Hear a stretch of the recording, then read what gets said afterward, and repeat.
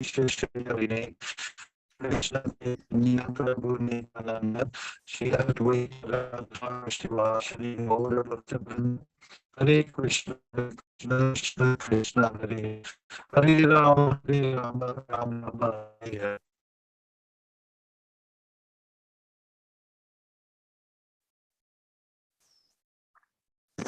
Okay, he got kicked out of the meeting. Let's wait for him to come back.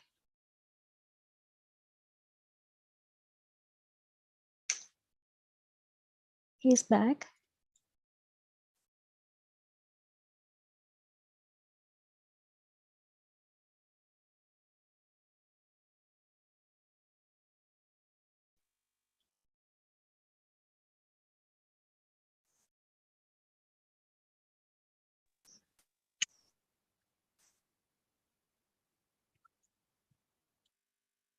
Can you hear me? Yes, Maharaj. Okay. I am walking to an area where I hope I can, maybe in the restaurant, I can manage there. Okay, Maharaj. Whatever works. Where can I get some power? It doesn't work in my room. Stuff. Power or Yeah. signal? Signal, yeah. In the restaurant, maybe. Okay. Oh. Well, yeah. I'll bring it to you. I'll bring it. Yeah, maybe work in the restaurant. Signal.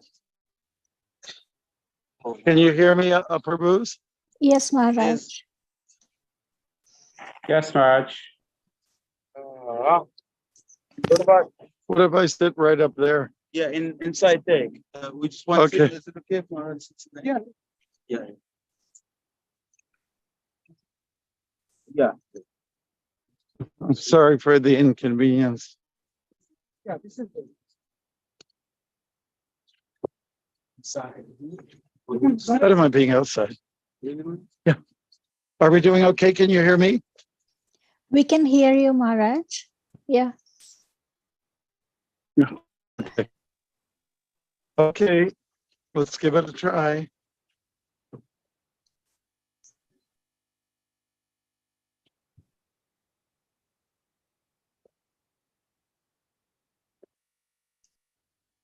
I will. How are you doing? Okay. Let's go to page. Okay. Thank you. That's great. Let's go to page 1 of the introduction. All right. Everyone on board? Yes, Maharaj. Okay. Maharaj. All right. Om Jnana Tamarandasya Oh my God. Omagyanatimirandasya Jnananjana Shalakaya Jnananjana Shalakaya Chakshurun Militan Yena Chakshurunmilitanena Tasmai Shri Gurave Namaha.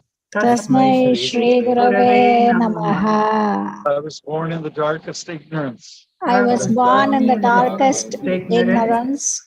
My spiritual master opened my eyes. My spiritual master opened my eyes With the torch of knowledge. with with the torch of knowledge.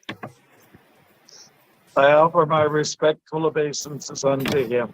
I offer my respectful obeisances unto him. Srila Prabhupada ki. Jai. All right, so we'll ask our host, Vaishnavi, to tell us where we're at in our studies of the Bhagavad Gita. So we are in 16th chapter, 1 through 3. We are still on that. We will be doing Okay.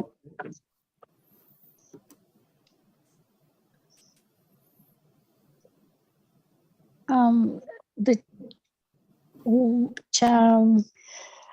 paragraph next to charity. We will be doing that. The self-control. Can you tell us what page we're on, please? Anuttama, can you say the page number, please? The next item is charity. 619. Okay. So we're calling it Dhamma, Yes. self-control. Yes. Okay, great. So let us refer back to the first three verses.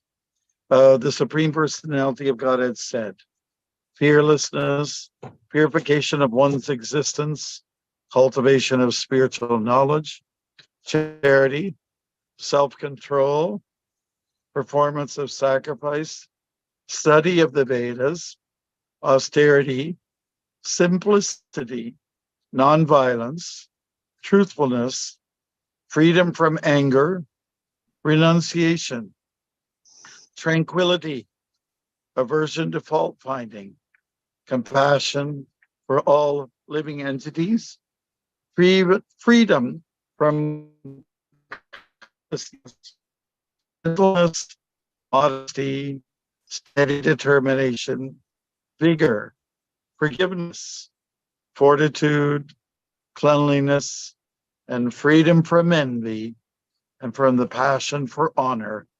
These transcendental qualities, O son of Bharat, belong to the godly men endowed with divine nature. Hare Krishna. So I guess we can have someone read Dhamma, which is self-control. Can you select someone to read this, Vaishnavi? Okay. Uday. Yes. Wow. Okay. Hare Krishna. Then, as far as Dhamma, self-control, is concerned, it is not only meant for other orders of religious society, but is especially meant for the householder. Although he has a wife, a householder should not use his senses for sex life unnecessarily. There are restrictions for the householder even in sex life, which should only be engaged in for the propagation of children. If he does not require children, he should not enjoy sex life with his wife. Modern society enjoys sex life with contraceptive methods or more abominable methods to avoid the responsibility of children. This is not in the transcendental quality, but is demoniac. If anyone, even if he is a householder, wants to make progress in spiritual life, he must control his sex life and should not beget a child without the purpose of serving Krishna. If he is able to beget children who will be in Krishna consciousness, one can produce hundreds of children. But without this capacity, one should not indulge only for sense pleasure. Hare Krishna. Hare Krishna. Thank you so much for that nice reading. So, Shamadhammas Shocham. That's opening words for chapter 18, text 42, descriptions of what is a Brahmin. A Brahmin who's like a guru in a community, acts in such a way to control his or her senses. And they do that by fasting. They do that by watching what you eat. It shouldn't be your food should not trigger sensual pleasures, and you watch the quantity, and just, it has to be healthy, wholesome food, something we all have to work on. Also, a part of it is the parts of the reproductive parts of the body need to be also regulated. And so, as many of us have heard many times again and again, that sexual activity is meant for procreation. And so, in other words, regulated, not excessive. When there's an opportunity to make babies, basically, just to put it very simple.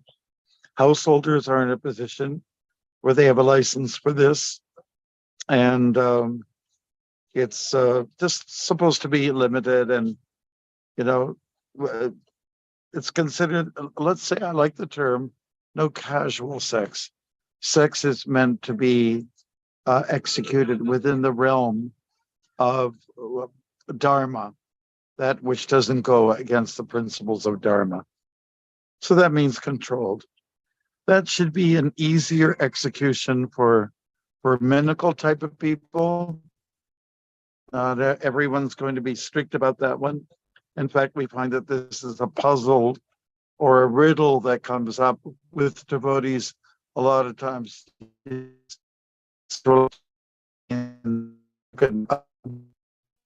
One part does it mean, well, certainly it means one partner. That will say. Be loyal and committed to one person. And and in addition to that, try to be very controlled about this execution of sexual activities. That's a little hard to tell young people sometimes. And so what I hear many advisors, mentors, and gurus in our movement that say, well, you do what you can, you do the best you can. And if one of the two people who are in partnership are a little bit more on the hot side, if I can use that term, the more agitated, then as a service to the Lord, you may have to, just to keep the family together, try to take care of the needs of the partner. But I hope I'm being understood on this point. So first of all, be as strict as you can, and at least be committed to one family, one partner, and then you're going to be okay. So some people might chop off my head if they hear me saying this, some fundamentalists, but I tell you right now, if you want to keep a family happy and there's a need to satisfy this hunger, then do so with your partner and keep the framework all together. Now, if we don't become reasonable and practical along those lines, you're going to find the person who is, let's say, extremely strict, because sometimes that happens. Someone is not wanting, the other person is wanting more. You're going to find a real problem here. Okay. And especially if people are going to be extremely, let's say, what's the word? Very, very staunch and rigid. You're going to find the other person will go away and seek what they need.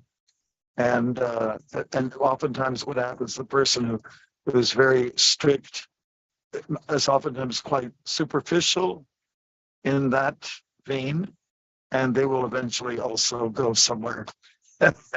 So the whole thing falls apart. So we have to be very reasonable and at the same time apply practicality, be pragmatic in the areas of control. So I work within parameters that are going to make the situation work. I hope that's clear for devotees here that are listening right now.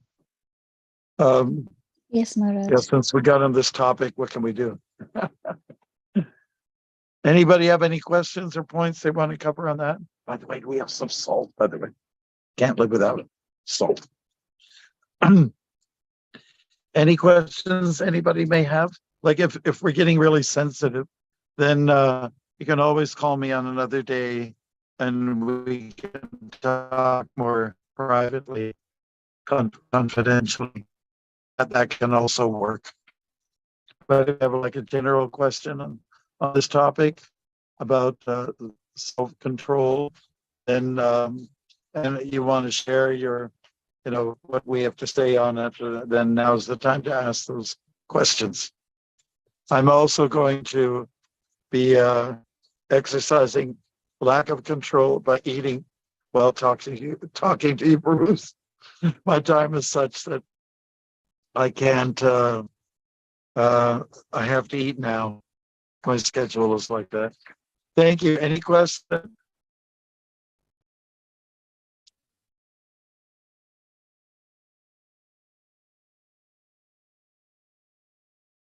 Maharaj is not in the meeting one more time. Oh, he is here. No, he just got back. Ah.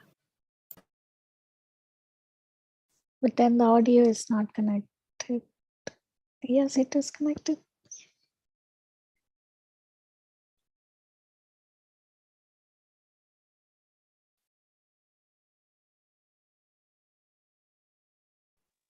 Can you hear me, folks?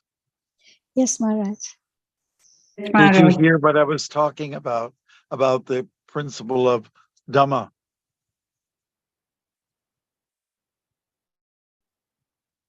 Yes? No? Yes, Maharaj. Okay. Any questions?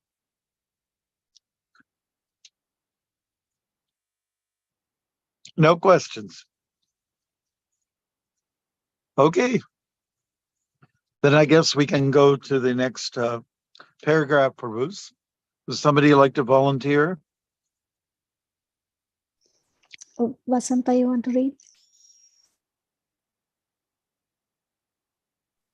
Yeah, Hare Krishna. Which one?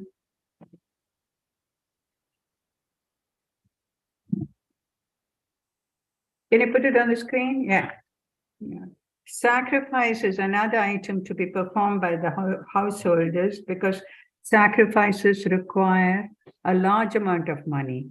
Those in other orders of life, namely Brahmacharya, Vanaprastha, and Sannyasa, have no money. They live by begging. So performance of different types of sacrifice is meant for the householders. They should perform Agnihotra sacrifices as enjoined in the Vedic literature, but such sacrifices at present moment are very expensive and it is not possible for any householder to perform them. The best sacrifice recommended in this age is called Sankirtana Yagna. This Sankirtana Yagna, the chanting of Hare Krishna, Krishna Krishna, Hare Hare, Hare Rama, Rama Rama, Hare Hare, is the best and most inexpensive sacrifice. Everyone can adopt it and derive benefit. So these three items, namely charity, sense control, and performance of sacrifice, are meant for the householder. Thank you so much for Vasanta for reading that. If you recall, the first few items that are on this list of the 26 are more applicable to a person in the renounced order, sannyas. Now, when we talk about charity, self-control, and sacrifice, this lands more in the lap of the householders. They have resources. They have some financial power to be able to execute these things. And say, when it comes to sannyasis and brahmacharis, they don't have that financial ability. So they go and they live by simple means, and they approach grihastas, and grihastas automatically will offer some help to people in those orders of life where there's no income. In some countries, especially in the East, in Hindu countries and Buddhist countries, it's very well understood. You have to help the monks, and in turn, the monks will help you. They'll show by example how to live simple. They'll exercise sense control. They don't need much, but they need something. So the people that are in a situation to make a difference are the householders. After all, householders' life is meant for giving. And again, because they're resourceful. And as it is expressed here, Agnihotra, or in ISKCON we say havans. In the north they call it havans, northern India. In the south they say homa. And in ISKCON we say fire sacrifice. By seeing engaging in a fire sacrifice, you see how householders are involved, and they offer various things like seeds and grains and fruits and vegetables to the fire, and the fire represents the tongue of Vishnu. So you have a chance to see how God consumes. Sacrifice is a big part of the householder life. It means you have to part with something that that's dear to you. It can be finances.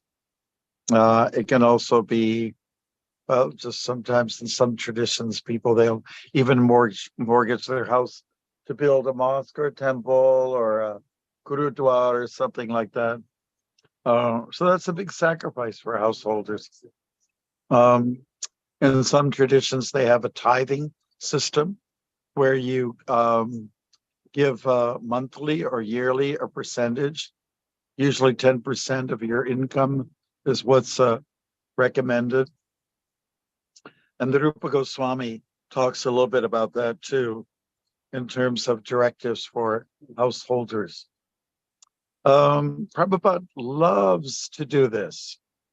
And he says that when he talks about yajna or sacrifice, he says the best one is engaging in the chanting of Krishna's name. You may even question, well, it doesn't seem like a big sacrifice at all. But what I would say is kirtan is kind of an enjoying experience. Japa is a little more tough. You have to be a little bit like a warrior for that. There's no rhythm. There may not necessarily be rhyme, rhythm, and no musical instruments. It's just the straight sauce of hearing Krishna's name. Speaking of sauce, I'm going to take a little bit right now. Very well. On my samosa. Hare Krishna. So we're wondering if any of you have some questions on this topic. And it's some householders that actually sacrifice some of their income in order for me to eat here right now. Haribol. Questions? Maharaj, I have a question. Prabhupada wrote Vanaprastha has no money. Since Vanaprastha comes after Grihastha Ashram, are the Vanaprastha supposed to leave everything behind? No. You're asking if the Grihastha leaves everything behind? Is that what you're saying? No, I mean, since the Vanaprastha Ashram is something that you take after you finish your Grihastha Ashram, and you may have some money left over. Are you supposed to leave everything behind that? Well, here's how Prabhupada did it. He took sannyas. He became a guru. So it was his students that helped him. That's the tradition. You finance your teacher, right? So as long as you don't demand a lot of things, then people should be able to offer support. The grihastas can give. So when you take sannyas, it's understood that more or less you're living simple. You live by the motto, less is more. And that should not be a problem because your community feels an indebtedness to you. So they'll take care of you and look after you. If a sannyasi is the type that goes and travels all around, well, if the culture embraces these ideals that we're talking about here, then the sannyasi will always be looked after. But in the case of Chaitanya Mahaprabhu, what he did was he wore the clothes on his back.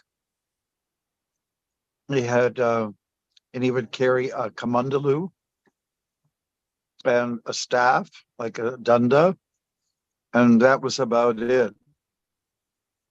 There was a way that he would keep count of his japa, he would, and that's also discussed briefly in the Chaitanya Charitamrita.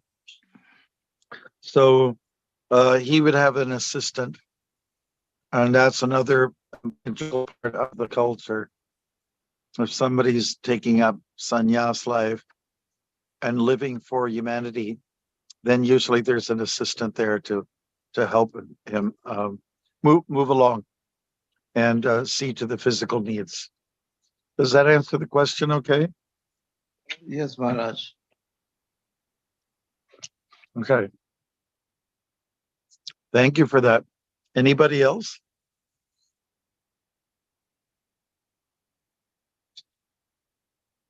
Okay, if there isn't, I mean, there's a lot of good stuff here. Let's go to the next point, Swadhyaya. That is referring to what the brahmachari does. We're moving to the first stage of somebody's life, and we're looking at what is his obligation. And Prabhupada was also not opposed to, let's say, something for the women who come, like a brahmacharini ashram or a nunnery or a convent. He wasn't against it. He encouraged it, actually, for some of our women. Arjuna, can you read Sure. the next one? Sure. Can you put it on the screen, please? Then Swadhyaya. Swadhyaya. Okay, thank you. Vedic study is meant for brahmacharya or student life. Brahmacharis should have no connection with women.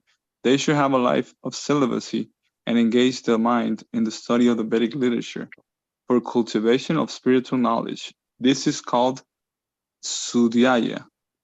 Tapas or austerity. Swadhyaya. Swadhyaya. Okay. Yeah, that's good. No, don't go any further, Arjuna. We just got to stay with this, okay? Let's talk about Swadhyaya. So Swadhyaya means study. Study the Vedic literatures through and through as best as you can. And in the context of ISKCON, Srila Prabhupada has given us several books to hone in on. One is Bhagavad Gita. The other one is the Bhagavatam, sometimes called the Bhagavat Purana. Also the Chaitanya Charitamrita and or Teachings of Lord Chaitanya. And then finally, Nectar of Devotion, which is a Prabhupada's take on the Rupa Goswami's Bhakti Rasamrita Sindhu. Those are foundational for devotees in the ISKCON movement in our culture. And when one is young, one should make time for this. There's time for frivolity. There's actually time for, going out and doing physical things, sports even for that matter. Maybe working in the fields, gardening is a good program, not a bad program for the brahmacharis. So, but a good chunk of the time should be spent in Swadhyaya. I'll just give you an example. One of our young boys, he's in 21, I think. He was a graduate from our Bhakti Academy, and he went all the way to Saskatchewan, quite a ways up north in what's called the Boreal Forest. So he's all by himself. He's planning his future. He will get married. His parents are pushing him. So he's in a town, maybe 1,000 people. I don't know, just a small place. It's a pretty place. He's in the hospitality business, looking after a lot of older folks. And I was on the phone with him. I can't imagine somebody surviving like him as a brahmachari. Well, maybe it's okay if you're just with older folks, but he's doing good. And I said, be very firm with your sadhana. You'll have time to study the books and absorb them, assimilate the information, and then put it out into the world of action in the future. I just told him, while you're single, get some studying done, and then you'll be able to get a great class giver. You'll be able to impart the wisdom to others, to the public, and the public needs it like anything. So ISKCON has a situation where we have brahmachari ashram, where you can gain a lot and become educated and enlightened at the same time. The other point that's made is that men and women in our ashrams don't intermingle, they don't mingle with each other so freely. Prabhupada sort of set a standard once. He said, if you're all eating in the same room, like and the situation is like that: men in one corner, women in the other. And the only time you might talk to the opposite sex is, pass the salt, please. There's no need to get too intimate, right? Which is a little bit of a challenge being in North America or in the Western countries. You might be able to stretch it just a little bit, but one has to be careful. You're there to study. You're not there to go to Oxford or Harvard and party all the time. Not that everyone does that, but a lot of people do.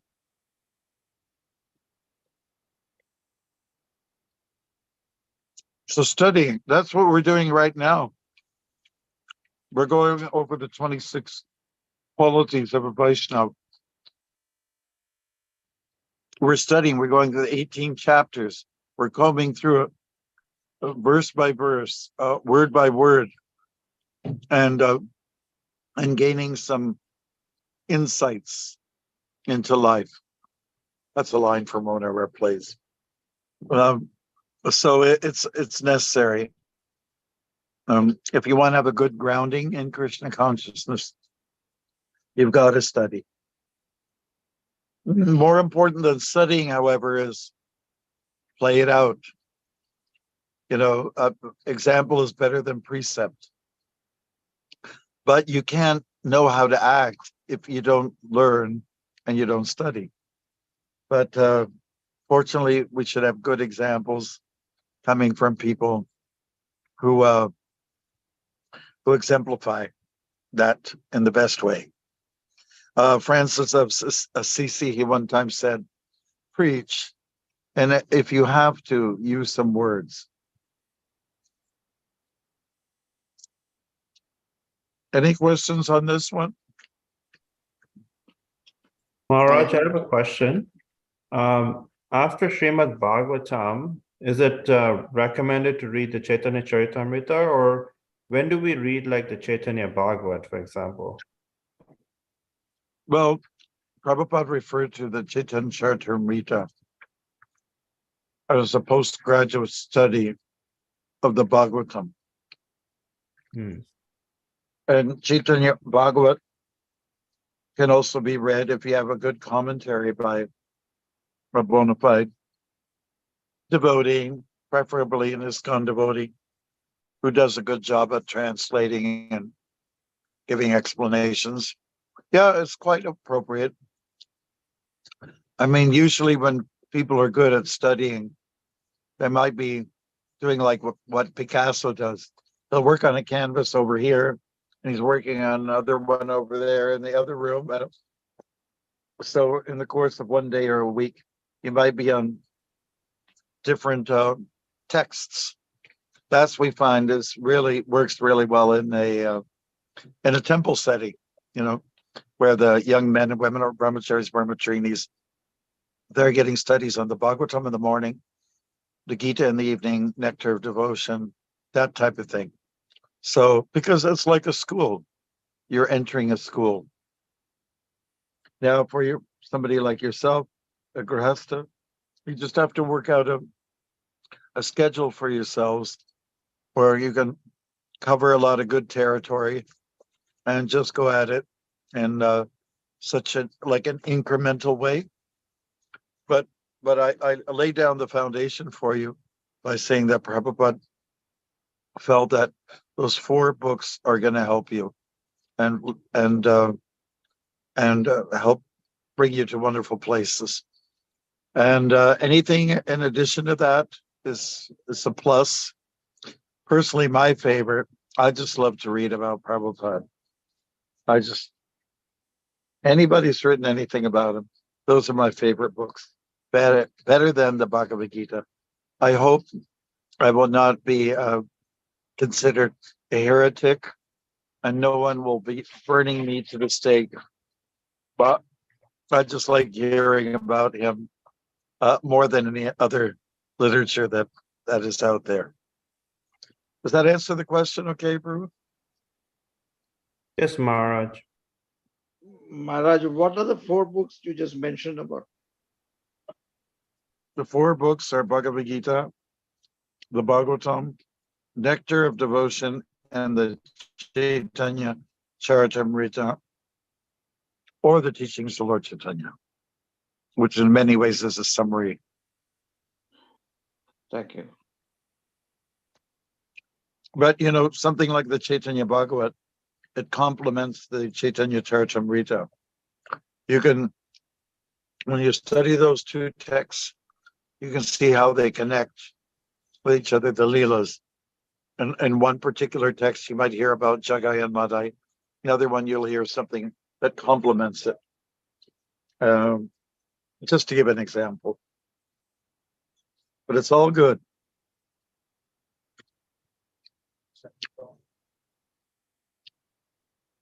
It's important to hear from the acharyas. I really want to extend by saying that hear from devotees who've got the right conclusion. Those are committed to ISKCON. That's always the best. It's easy for someone to, for any of us to read like some Vedic literature. It might come from someone who's got a slightly different angle, approach, and it can confuse.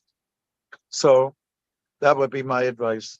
Stick to the devotees. And Prabhupada did want us to read and also to write about our realizations. He's not limiting us. He's asking us to be quite open. And we all have some reflections on what we have read and what we have executed in the way of bhakti. So you can write about those things on this subject of bhakti. Those of us who are on this call, yeah, you may like to do that sometimes. Write about your realizations. But first of all, get some of this material under your belt, so to speak.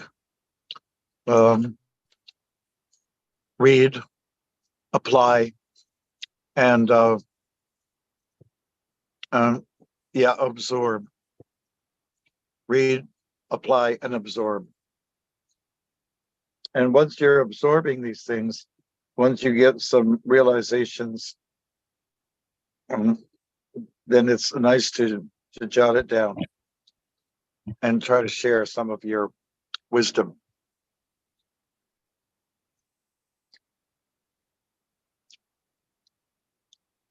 Anything else, Bruce, on this topic? Let's look at the time. You know what time it is?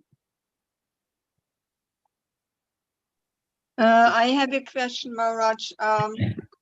You were saying that we shall be quite open and tolerant and respectful to devotees of other groups, but still only hear from ISKCON realized personalities like the gurus and the older devotees.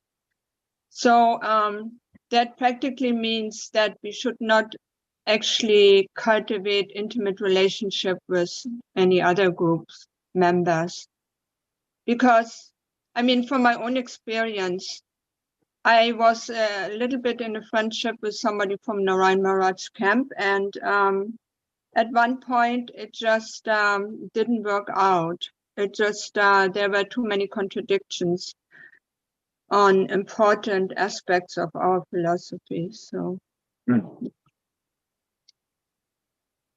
Thanks for bringing that up, because when you're mature and you've got some experience, it might be a little different. Then you become more self-reliant and you can handle these types of things. For instance, having some little bit of wholesome association with devotees from other camps, if you will. But I think we want to be really careful, because Prabhupada established an amazing culture for us, a culture of sharing. And he also spoon-fed us very carefully so that we don't get involved in premature transcendentalism. If you understand what we're saying. He understood where we were coming from. And he wanted us to be very cautious, not to sort of dabble in areas that we may not, that are a little too advanced for us. So I think it's okay to stick with your own tribe, so to speak, with your own people, and avoid confusion and complications. You know, I think it's really important practice. Just like now, we hear in many places in the world, especially in the Western world, about kids getting confused about their gender identity. Why do we have to bother these kids? So in the same way, because we're not ready for that. In the same way, let us not get into a situation where you'll confuse or be confused. And I think the strength in bonding, working under the umbrella of Srila Prabhupada, whom we have so much confidence in, and has given us everything based on the acharyas. And of course, he has his own flavor. There's no doubt about that. He's brought his persona into the whole culture, and we have an indebtedness. Our loyalty and our chastity to what he has given us is something that we owe him. And it's a safety zone. Why go into other directions, other areas? So we've seen disasters. Mataji, like you've been around for a while. I've been around for half a century now. It doesn't show it. But Prabhupada gave us some directions about some of the other teachers that are around, even within the Gaudiya month framework. And he was just trying to say that, to honor these people from respect, show kindness, be hospitable, but we're not necessarily going to give people outside of our movement a platform whereby they can speak at our ventures, or venues. And they wouldn't do it for us. We don't need to do it for them. Is that okay? Yes, it is okay, because just practical experience shows that it can become complicated if, they want to be more, closer. I mean, I had friends that were in other groups, and then eventually they want to bring you over to their group. So it's eventually the fork comes where you have to decide where you want to be. I mean, I never wanted to be in another group, but other people from other groups say they do try, because they don't have so many people usually in their group. So they try to recruit actively sometimes. Yes, that's right. And I just look at it like this. Okay, you're married to someone, and you show your loyalty towards that person. And once you start to sort of mingle with another member of the opposite sex, and put your guard down, it can be you can get very enticed and pull away, and then whatever you have done to establish yourself in your relationship with your spouse, it can be practically destroyed. So we have to be careful.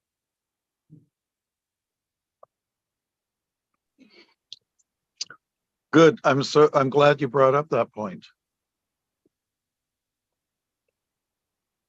Anybody else have any other questions?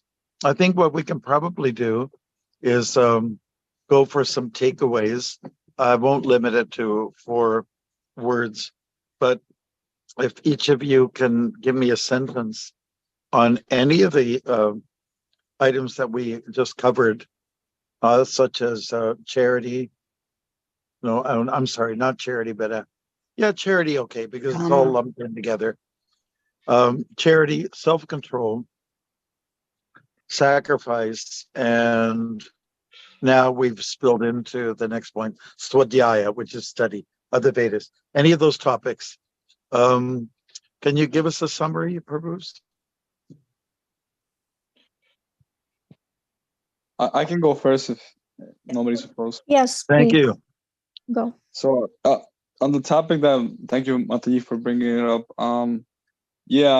People sometimes in the other groups, sometimes they can become very offensive and they start criticizing the movement for X and X reason. And the thing is, like, they like to criticize serious devotees and the whole movement, and like I end up even blocking these people because it's very offensive, and you know how many things that like our seniors have done to go onto the streets and distribute so many books and establish so many temples and in so many restaurants and so many words and so many sweats and so many tears, and so it's too much. And then, like, I understand that they want us to come over, but the thing is, like, at least in my case, like, they invite me, oh yeah, come, this is where the real bhakti is. And I'm like, my father was, in ISKCON, I'm in ISKCON, and like my Guru Maharaj in ISKCON. Why I don't need to go? Like, I respect you from far away, but that's it.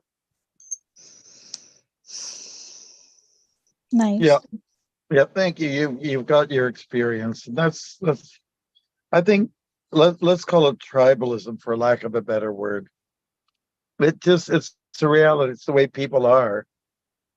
And you don't have to feel we have to mix with everyone. I mean, you could take the general rule. If I give an example like Romeo and Juliet, or a modern day version of it, like West Side Story, was it called? The Jets and the Sharks. Yeah, modern day story. Yeah, snapping the fingers and doing the dance moves. Yeah, I think it's a good idea to respect people from a distance and just say, well, they're a little different from us, and leave it at that. It doesn't mean you're inferior or they are inferior and you are superior. Let's just live with the fact that a family can only be so big, a community can only be so sizable. Why is it that we just have to kind of like go and explore everything that's out there? It's usually doesn't end up being very satisfying in the end. Yeah, but thank you, Arjuna, for bringing that up. Okay, so Anant Sesha, Prabhu, you want to go next? Yeah. Well, this is actually a quote from Leela Amrita from by Prabhupada. When you are convinced of one teaching, why worry about a comparative teachings from other sources? And if somebody is deep, has understood Prabhupada's teaching well and deep, that I think that would be an absolute protection for them to listen to somebody else's teachings, as long as he's into good sadhana and deeply loyal to Prabhupada. Thank you for bringing that up. That's really good stuff. Vasanta. I just want to say that we should feel confident enough. I've got everything that I need to create a perfect situation. And let's not forget, Prabhupada once said, I've given you everything. So if that's the case, why do we have to go beyond that? And what did he do? He gave us everything that is necessary to help us be God conscious. So, you can end the search. You don't have to keep being lost. Let's say I've found what I need. I'm happy with what I have. And, I can be content. So in a way, kind of self-reliant. So that's just another comment. Good. Anybody else? Ankur? Yes. So yeah, just one phrase, which is self-control, which is for in all activities, what you do in life, you eat, how you treat people, everything. Don't get too angry, not just for begetting children, self-control in all aspects of life. Yeah, thanks for asking the question. Yeah, it just means apply. Sorry, I got something stuck in my throat. Apply discipline in all facets of life. Yeah, that's one thing about controlling the sexual urges, but this thing about Dhamma refers to everything, all areas, all features where we don't become excessive in what we do. We become very regulated. So whether it's food or whether it's this thing or that thing, or even a little bit some recreation, just don't go overboard. Learn the nice balance. Vasanta? Oh, yeah. Hare Krishna. I think I like that Nama Sankirtana Yajna. I think Bhagavan is very, very compassionate, like a mother who says, you don't have to give me, look after me, come every day, etc. Just send me a Mother's Day card. I'm happy to do that. So I think Nama Sankirtana Yajna is. Thank you very much. Anybody else? Anuttama Prabhu? Charity, self-control, and sacrifice is meant for the householders. Nice. Beautiful. Guy Gaur Prabhu? Hare Krishna Maharaj. 15 chapters, the banyan tree of this material bird explained. Okay, thank you so much for bringing that to our attention. Good. Anybody else? Rasamrita Prabhu? Hare Krishna, Maharaj. I missed most of the class. The latter part that I heard, I would just probably say, like, there's a famous phrase that goes, birds of a feather flock together. So if we remain together as strong Hare Krishnas, we will certainly soar high and reach places. Good. Yep. That's a famous phrase. That's right. It's very applicable. Great. Next. Sankalpa? So 3 ashrams live by begging, and only 1 ashram actually makes a living, but gives in charity. Mm-hmm. Yeah, very good. Thank you. Sanjaya?